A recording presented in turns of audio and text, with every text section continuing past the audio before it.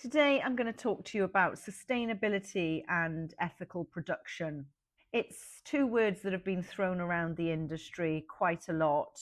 It's no longer a trend, it's no longer a marketing angle. It's actually now a way of life, and it's what people question every time that they invest into a brand and every time they buy into clothing. So it's almost expected for that brand to know if it's working towards sustainability and has implemented ethical production.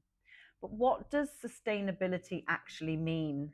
It means producing a product with no harm to the environment, to people, anything that has come in its way in order to produce that item. That's sustainability. Every element and every person or process around you is expected to be transparent. It means that that brand is working on less waste, more care. If it is fast fashion, less harmful processes while making that garment. So there's always an area of where you can practice sustainability, even if it is fast fashion. Fast fashion's always going to exist. It always needs to exist. It's high fashion, but there are certainly areas that sustainability can be practiced within that production. And why ethical production matters is because it's more focused in on the production process and the person organizing and doing the production. So people within the factory, fair hours, fair wages, fair living conditions, no forced child labour, respectful working conditions and dignity for workers, lunch breaks, regular breaks. It's about looking after the people that are producing those garments. And the truth is, the consumer does care about this, and they will go against a brand or a product or a style if they believe that somebody behind that style has been pushed into a circumstance that is not a fair living or fair way to work. So let's clear up a few myths on sustainability and ethical production. Myth number one is that sustainability is too expensive. Waste is expensive. And some of the process behind that particular design and style and sampling process is expensive. So know your design, know your style, and do a lot of non-actual work in order to get perhaps the final style or the final sample made, because that's what's expensive. Production, poor material costs are more expensive than the actual sustainable process in itself. Two, ethical sourcing and ethical factories cost a lot more. Not always, and it really shouldn't, because ethical production is about the person that works there, but the people that work there.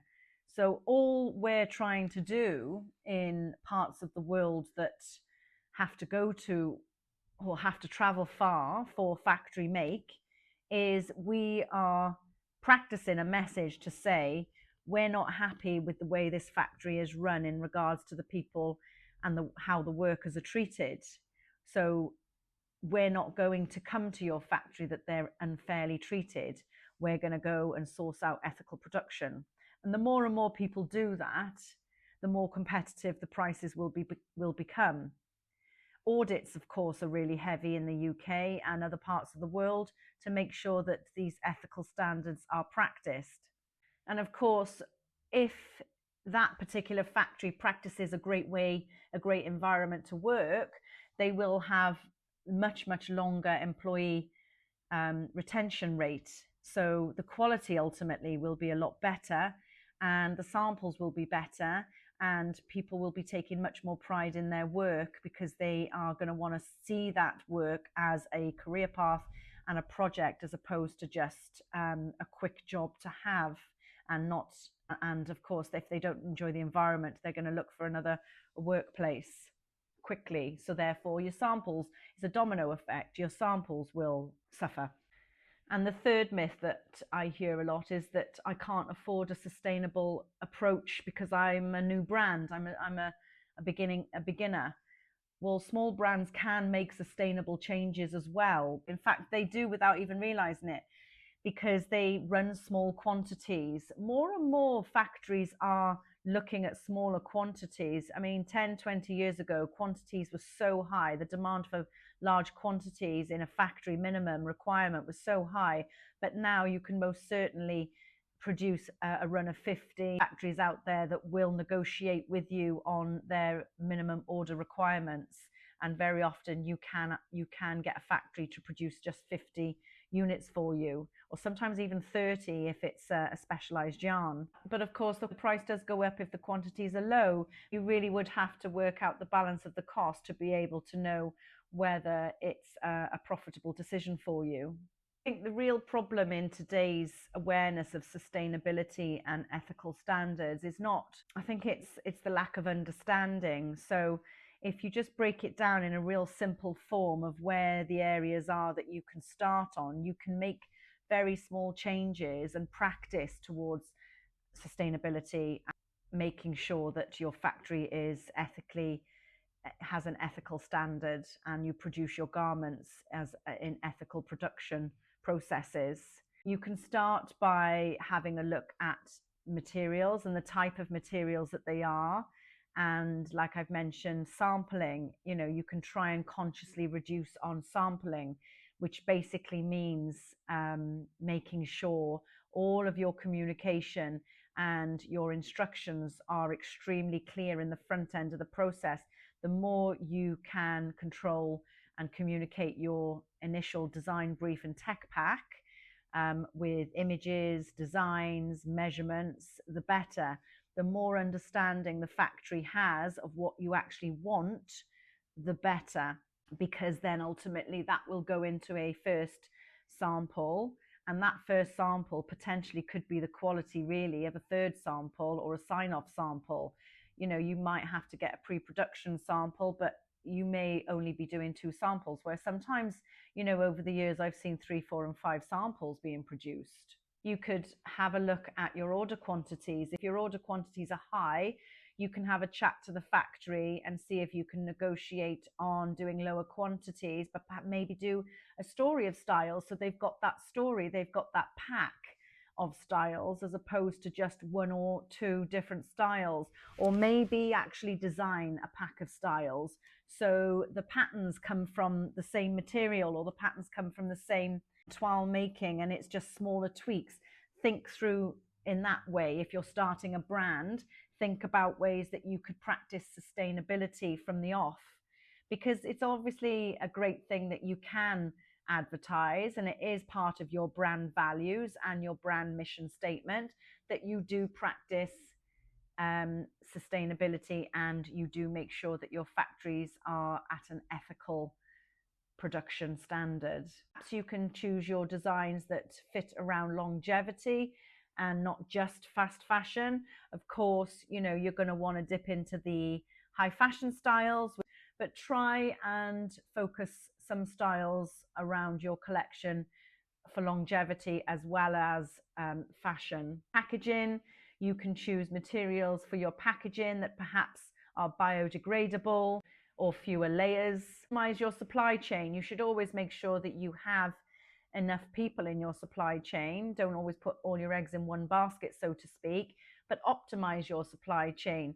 Can you do more things in the one factory, or can you use shorter logistic times to make sure the factory are producing something else, whereas you used to import it perhaps?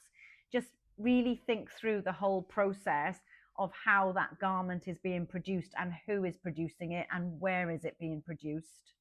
And then, of course, with your going back to your brand story, your brand message, your communication to your audience, you can highlight some of these things. There is no harm in communicating to your audience what you've actually done to help the environment. The consumer wants to know. They get excited about knowing what you've done, if you've used less water or less mileage or less petrol or done everything in-house because it's a specialist factory, or whatever the brand message may be. Communicate that. It will help to build commitment and loyalty with your customer. The good points to sustainability and ethical production is that, along with the communication, it will help your brand stand out, because people will search for a brand that supports these areas. I hope this helps. Hi, my name is Sarah. I am a fashion industry expert. I coach and mentor up and coming brands and established brands to help them through the industry, to help them grow their customers, help them grow their sales with returning customers through client profile, brand protection, from anywhere, right through from design through to delivery. If you would like to jump on a free consultation call with me or a free strategy call, we can do that together, and I can talk about any challenges or pressure points that you may be having in your brand, in your business. Thank you very much for listening. Until the next video, bye bye for now.